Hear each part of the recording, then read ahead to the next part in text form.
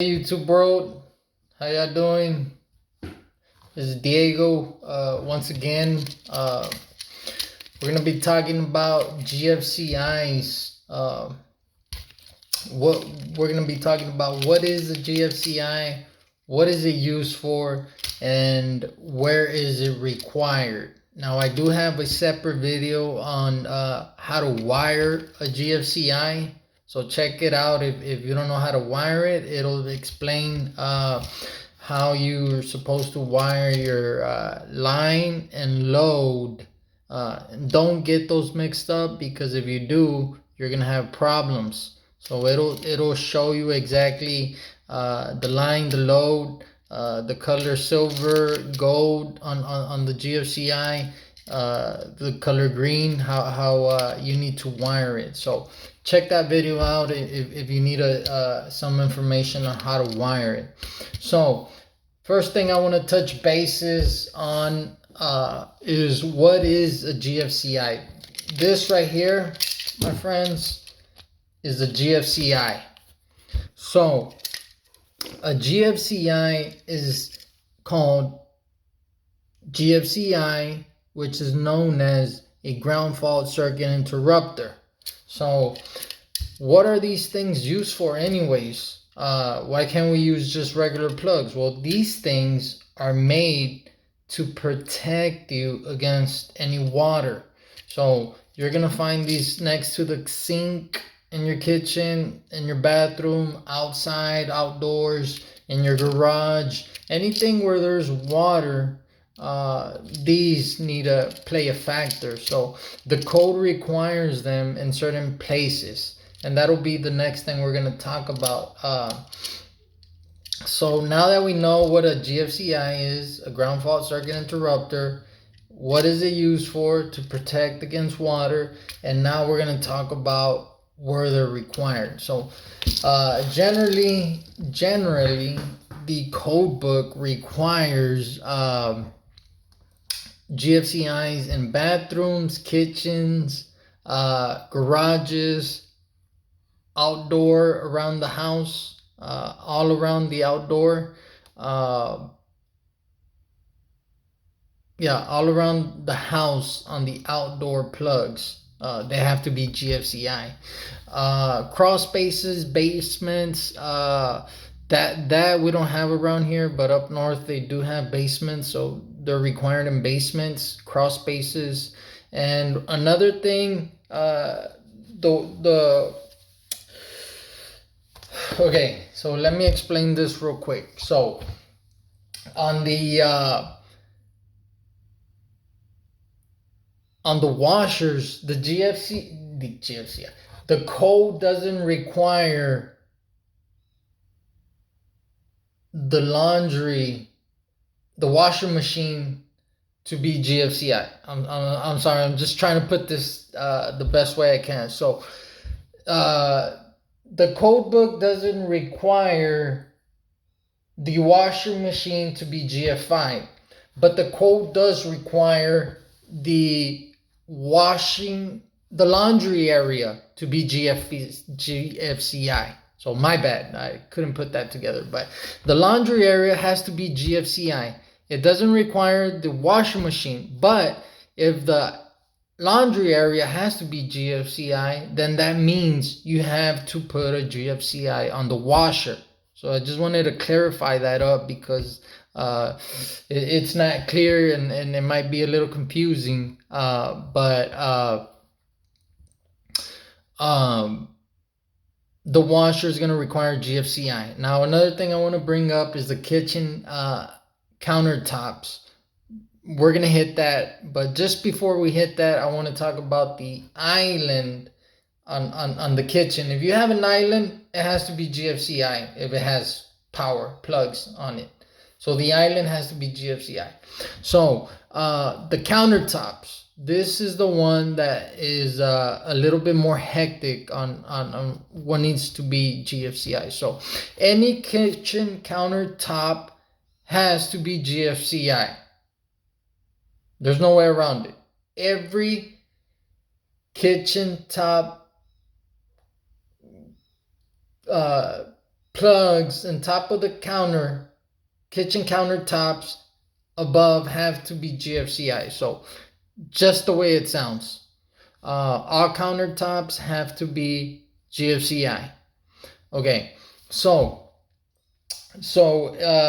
for example, does a microwave have to be GFCI? Well, if the microwave is on top of a countertop, it has to be GFCI.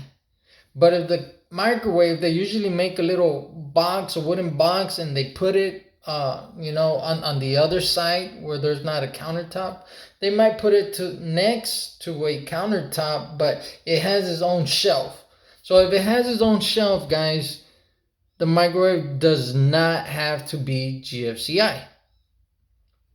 It might be required to be arc fault, but not GFCI. So anyways, getting that out of the way. Another question is, does the refrigerator have to be GFCI? Guys, if it's not a countertop, a kitchen countertop, it does not have to be GFCI. I just want to make that clear because I know it's hard to understand the code book, but if it's not a countertop, it doesn't have to be GFCI. A refrigerator is not on top of a countertop, so it does not have to be GFCI. It might have to be arc fault, but not GFCI. So, in a kitchen, does a refrigerator have to be GFCI? No. Now, let me explain something. I've had customers where they put a refrigerator in the garage. So if you have a refrigerator in the garage, does it have to be GFCI? And did I mention garages? Garages, every outlet in a garage has to be GFCI in a garage. So I didn't even mention that on the requirements on the bathroom, kitchen, garages is one. So anyways, just to clear up, if you put a refrigerator on a garage, it has to be GFCI. So, does it have to be GFCI if it's in the garage? Yes. Does it have to be GFCI if it's in the kitchen? No. All right. Done. So, next thing is, I have a lot of customers that tell me, okay, well, if I leave out of town, the GFCI in the garage turns off and it turns off the refrigerator. I don't want it on the GFCI. Well, too bad. It's not what you want. It's what the code requires. So the only way to tell that customer, the only way around that is you're going to separate the rest of the plugs in the garage and you're going to run a dedicated circuit just for the refrigerator. Now that's going to be costly, because you're going to have to run a circuit from the panel just to the refrigerator and put a GFCI on the refrigerator. And separate the rest of the plugs from the garage. So that'll be costly, but that's the only thing you could do if they leave out of town and the GFCI keeps tripping and they don't want it, then you run a dedicated circuit. So just to touch base, we got that clear. Anything else? Appliances. Okay, dishwashers, and garbage disposals. Do they have to be GFCI? No. Garbage disposal is underneath the sink. And the rule is anything that's 6 feet next to a sink has to be GFCI. But the garbage disposal has those doors that close. So if you connect something, that wire cannot get in there because the door is closed.